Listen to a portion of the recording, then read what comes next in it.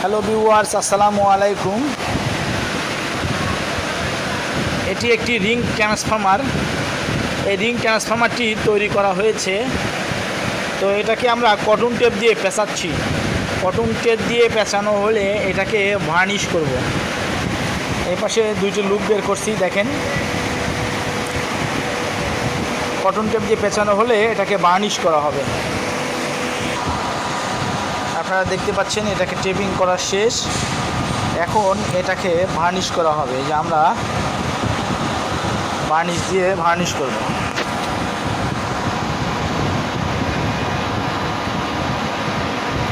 দেখতে পাচ্ছেন এটাকে ভার্নিশ করা হচ্ছে। সমস্ত জায়গায় ভার্নিশ করব যাতে কোথাও না বাদ থাকে। দেখতে পাচ্ছেন এটাকে ভার্নিশ করা হচ্ছে, পুরোপুরি ভার্নিশ করব।